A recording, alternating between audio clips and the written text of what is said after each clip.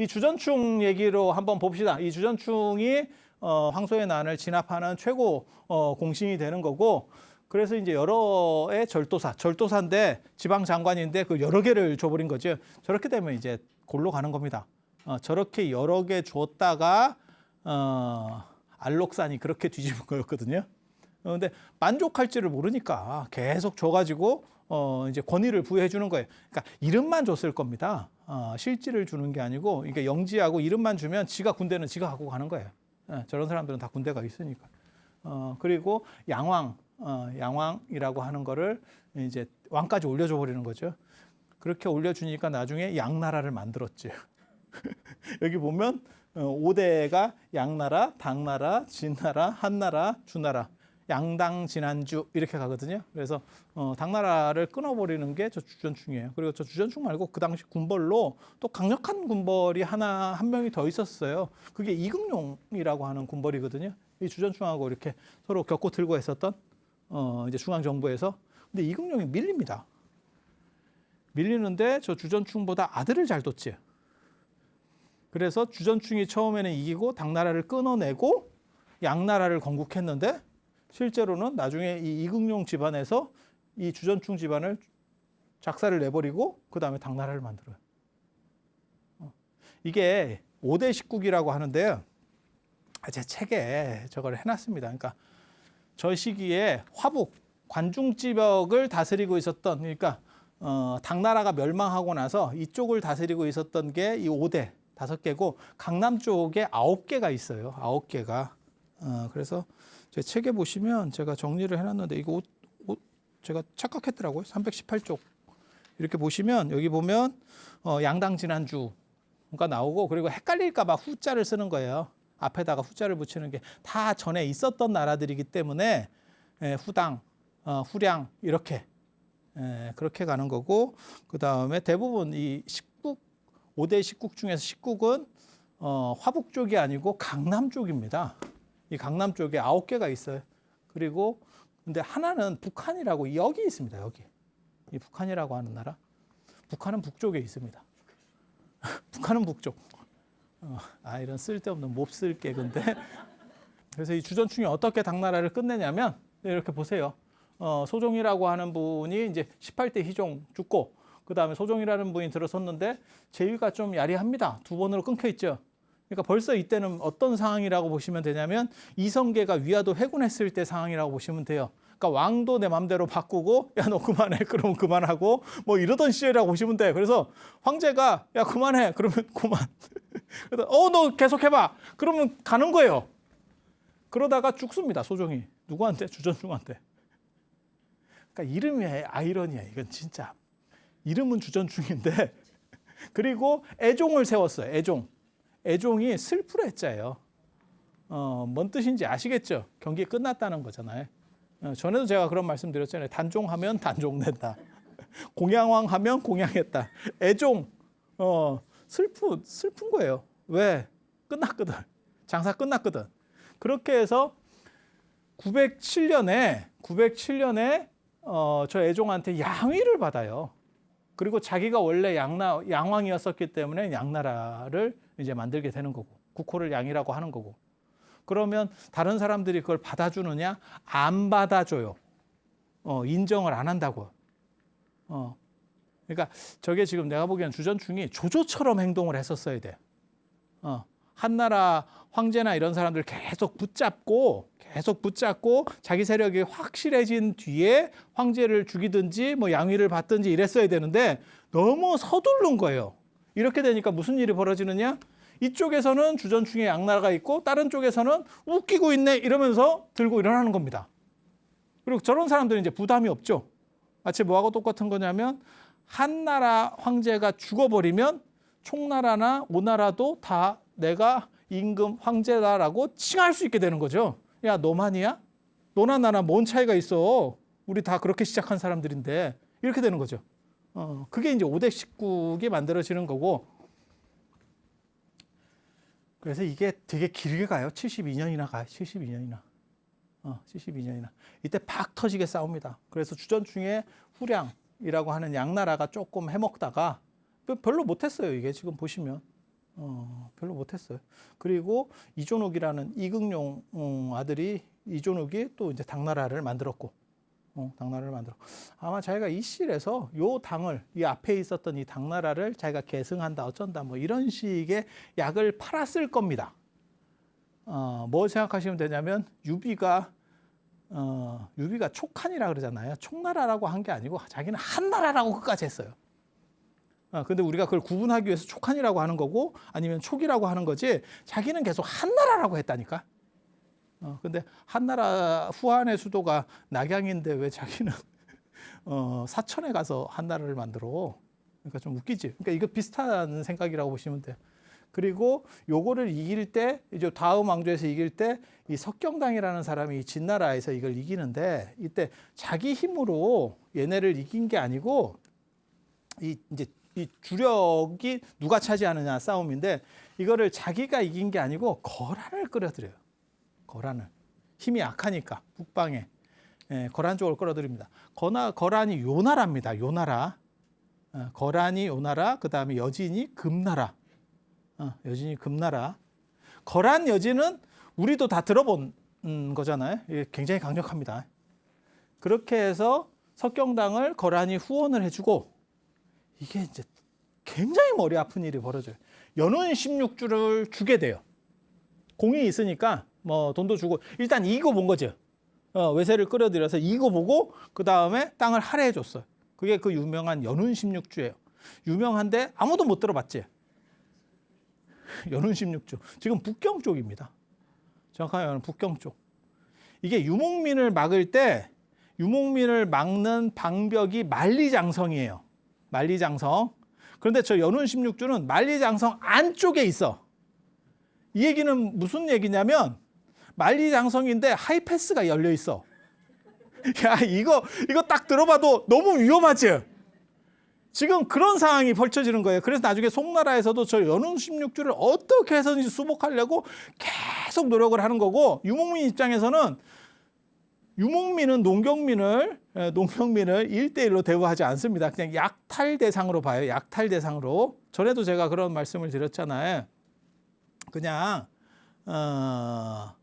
어떻게 보면 그냥 돈 떨었을 때 가서 삥 뜯는 정도로 생각하는 게 유목민의 입장이에요. 유목민의 농경민에 대한 생각들은 좀 달라. 그리고 농경민들은 유목민들은 언제나 야만적이다라고 생각해요. 두드려 맞으면서 뭔 야만. 그래서 얼마나 그 공포가 대단했으면 만리장성을 만들었겠어. 근데 만리장성을 만들었는데 만리장성 아래쪽에 땅을 줘버렸네. 야, 이거 너무 불안한데? 그러면 나 같으면 연운 16주 밑으로 성을 쌓지. 차라리 성을 쌓지. 근데 그거 수복한다고 그래서 송나라가 나중에 북송이 망해요. 그것 때문에. 그 사건 때문에 망합니다. 그래서 그런 일이 벌어지는 거고 이때 연운 16주를 주게 되고 이거는 당연히 얘네 입장에서는 이건 당연히 내 거가 된 거예요. 왜냐하면 얘가 도와준 공으로서 이걸 준 거니까. 당연한 거고 이렇게 생각을 하는 거고 그 다음에 한나라가 들어서고 주나라. 주나라가 저 5대 식국 중에서 양당 진안주 중에서 저 주나라가 통일할 뻔했어요. 통일할 뻔했어. 거의 진짜 대업을 이룰 뻔했는데 또 불교를 건드렸어. 이게 불교 건드리면 북위 시대 때도 그렇고 북주 시대 때도 그렇고 이게 조금 그런데 이게 쉽게 건드리면 안 되거든. 근데 불교를 털어서 그 돈까지 쓰면 완전히 밑에까지 밀 수 있다라고 생각을 하고 그 작업을 했는데 오히려 또 부작용으로 갑니다. 이게 나라만 혼란하고. 그래서 후주 세종이 패부를 단행했는데 이거는 회창범란처럼 강력하진 않아요. 이거는 전체 중국을 먹은 상황에서 패부시킨 게 아니기 때문에. 그런데 회창범란 때 한 번 1차로 맞고 그러기 상태인데 한 번 더 맞으니까 데미지는 누적되지. 데미지 누적되지. 그래서 이때 한번 패부를 단행하고 이 후주 세종은 상당히 강력한 황제예요. 야심도 있고. 근데 이제 좀 일찍 죽어서 끝난 거죠. 그 밑에 누가 있냐면 이게 되게 재밌어요. 이게 되게 재밌어. 이 한나라에서 이 세종이라고 하는 사람도 밑에 2인자였었어요. 그렇게 했다가 왕건과 궁예 생각하시면 됩니다. 딱 그런 캐릭터. 그렇게 해서 세종이 홀라당 먹었거든요. 근데 세종 당시에 또 2인자가 있었죠. 그게 조광윤이에요. 조광윤이에요. 이 조광윤이 그 당시 근위군 사령관이고 송주절도사예요. 이 사람이 송태조입니다. 송태조, 송나라를 개국하는. 그렇게 해서 저 세종이 죽고 어린 아들이 등극을 했는데 이제 이성계 같은 입장이 된 거죠. 그렇게 해서 결국 신하들이 자기는 안 하려고 했는데 왕건도 그랬다니까. 왕건도 내가 하려고 한 게 아니야. 근데 모든 사람이 나한테 하래잖아. 나도 좀 그런 일 좀 있었으면 좋겠다. 근데 이게 역사를 읽을 때 자세히 보면 대부분 어떠냐면 다 그렇게 하도록 말이 나올 수 있도록 만들어갑니다. 이 사람이. 그러니까 언뜻 보기에는 우리가 보면 왕건이 사람이 좋아가지고 모든 신하들이 전부 다 왕건을 추대했는가 봐. 그건 네 생각이고 대부분 이게 말이 나와야겠는데 말이 안 나오면 나중에 한 대 맞겠는데 이런 생각이 딱 들 정도로 행동을 해요. 이성계나 이방원도 뭐 손에 제대로 피 묻힌 적 없다니까요. 다 밑에 사람들이 그렇게 하셔야 됩니다. 어쩔 수가 없네. 다 그렇게 하자는 걸 어떻게 하겠어요. 민의를 따라야지. 나는 하고 싶지 않지만 이러면서 다 한다고. 그래서 이제 조광윤이 다시 이제 재통일을 하게 되고 조광윤 때까지만 하더라도 완전 통일을 못했어요. 완전 통일을 못했어요. 그래서 조광윤 때 보면 완전 통일된 게 아니고 조광의라는 사람이 있어요. 이 사람이 드디어 완전 통일을 합니다. 남부를 연운 16주를 빼고 연운 16주를 뺀 이 만리장성 이남을 통일을 하게 되는 거예요. 그런데 조광의, 조광윤 비슷하잖아요. 형제입니다. 그래서 태조하고 같이 둘이서 이렇게 대업을 이루다가 아들한테 물려준 게 아니고 동생이 받아가는 거예요. 그래서 좀 재밌죠. 좀 재밌죠. 형제 상속이 농경문화에서 가능한가? 그런데도 저기는 이제 동생 공이 워낙 크니까 어떻게 할 수 있는 상황이 아니었었어요. 그래서 동생한테 넘어가게 되는 거고, 그리고 이 동생이 이제 천하를 통일하는 그런 사건이 벌어지고, 그게 이제 송나라. 왜 송이냐면 이 조광윤이 송주절도사였었어요. 그래서 내가 가지고 있는 게 송이니까 송으로. 그런데 되게 좀 재밌는 게 뒷골이 땡긴데. 왜냐하면 후주의 세종도 그렇고 후주의 세종도 그렇고 그 다음에 자기도 그렇고 2인자 그 권력 중심에 있다가 바로 배신 땡기고 그쪽을 단종시키거든. 그러니까 야 이런 식으로 가면 안 되겠다라고 생각을 했대. 그래서 송나라가 제창한 게 뭐냐면 문치주의입니다. 문치주의. 이게 칼로 될 게 아니고 칼로 되는 게 공부 쪽으로 하자. 공부 쪽으로. 공부 쪽으로. 머리 좋지 않아요? 그러면 대거래하기가 어렵지. 자꾸 절도사 이런 걸 해가지고 군대를 가지고 뭐 이렇게 하니까 이것들이 조금만 기회되면 들고 일어나는 거예요. 그러니까 그러지 말고 공부하는 쪽으로 합시다. 생각 잘했지. 그리고 그게 그 당시에 먹혔다는 거예요. 왜냐하면 당나라 말부터 혼란기, 그러니까는 저 안사의 남부터 시작을 해가지고 사실은 5대 십국 시대까지 상당히 긴 시간 동안 전쟁이 계속 일어나니까 너무 힘들었었죠. 그러다 보니까 이제 문치주의를 얘기했을 때 그게 백성들한테도 지지를 받았다는 거예요. 그런데 대진운이 안 좋아. 문치주의가 참 좋은 건데 대진운이 안 좋다는 게 뭐냐면 만리장성 이북에 유목민이 강해요. 그게 지금 저 거란의 요나라하고 나중에 이제 대두하는 금나라입니다. 그리고 서하라는 데도 또 있거든요. 걔네들을 어떻게 감당을 못해. 문치주의로 해버리니까 이게 나라가 군사가 약해요. 군사가 약해. 그래서 송나라는 맨날 두드려 맞아요. 돈은 있고 문화는 번성하고 다 좋은데 그냥 두드려 맞아. 그래서 송나라 전체 역사를 보면 그래서 중국 한족 국가가 중국에 별로 없어요. 한나라하고 한나라하고 송나라하고 명나라 정도밖에는 한족 국가가 없어요. 그 나머지 대부분 다 이민족들이 들어와서 막 국가를 만든 거기 때문에 별로 없는데 송나라를 생각보다 이렇게 잘 안 쳐줍니다. 송나라 개봉에 그 당시에 인구가 50만, 영국 런던이 5만일 때 50만 이렇게 해서 굉장히 번성했었고 대단한 도시였는데도 불구하고 송을 안 쳐줘. 그리고 어디를 치냐면 한나라를 치죠. 중국 사람들은 한족 뭐 이래가지고 그렇게 되는 이유가 뭐냐면 송나라가 계속 맞아요. 이게 동네 북입니다. 그래서 북방 유목민들이 사실 힘이 좀 약했으면 이렇게까지 두드려 맞지는 않는데 게다가 또 아까도 말씀드렸지만 연운 16주라는 하이패스가 뚫려 있는 바람에 계속 내려와요. 얘네가. 그 내려오는 거를 제가 다음 시간에 얘기해 드리겠는데 기가 막힌 방식으로 막아냅니다. 삥을 뜯겨. 그리고 정신 승리를 해. 우리는 돈을 줬지만 우리가 위기 때문에 하사금을 준 거다. 비단을 수십만 피를 주는데 그게 하사금이야. 그래갖고 나중엔 나라가 돈이 없어.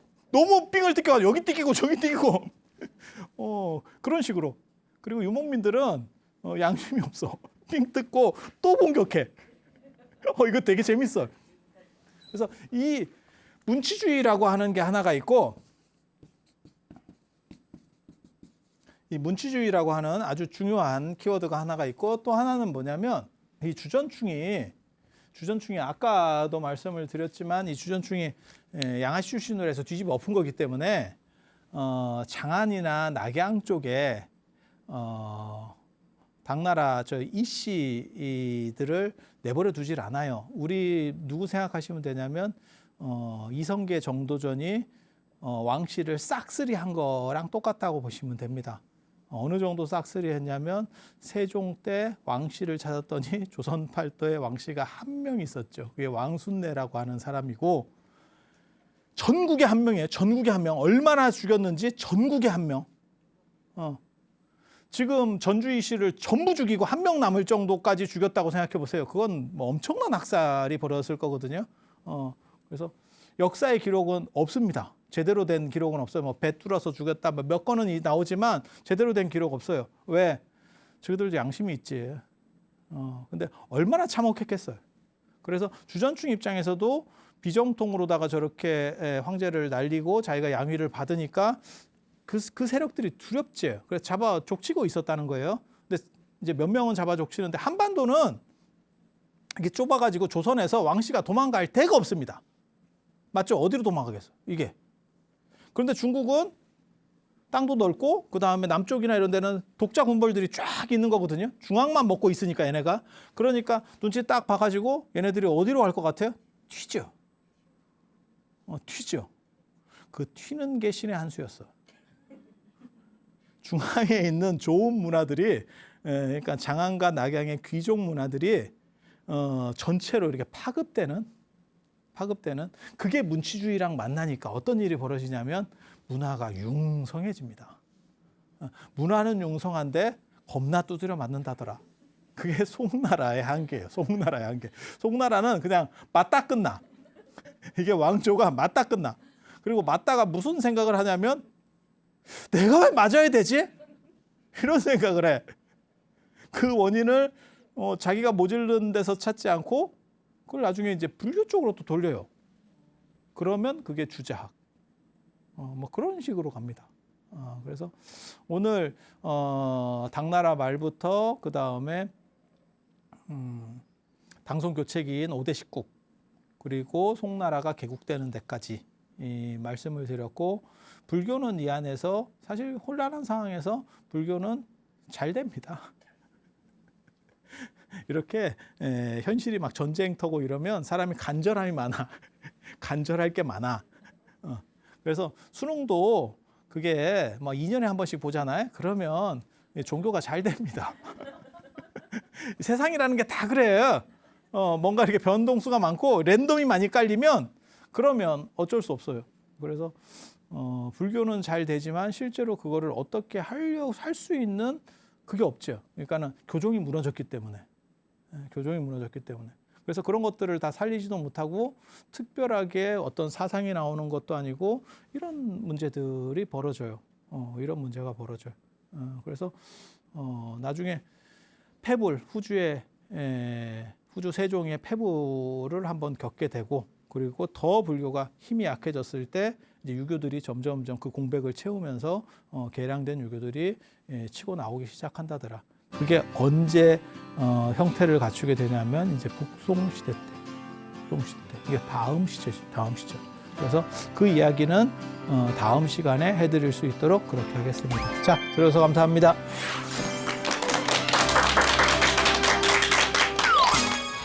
하나는 선종의 독주. 그래서 뭐가 있냐면 논리 구조가 약하다. 논리가 취약하다. 그 다음에 인도 불교의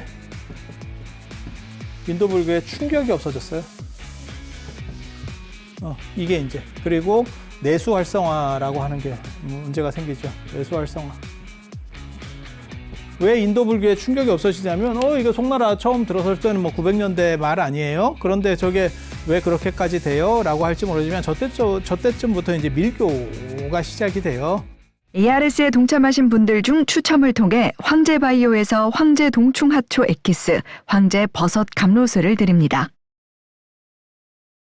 생각의 흐름이 복잡해질 때 나는 그곳으로 향합니다. 템플스테이, 생각을 비우고 마음을 채우다. 마음을 정화시켜주는 한 모금의 숨.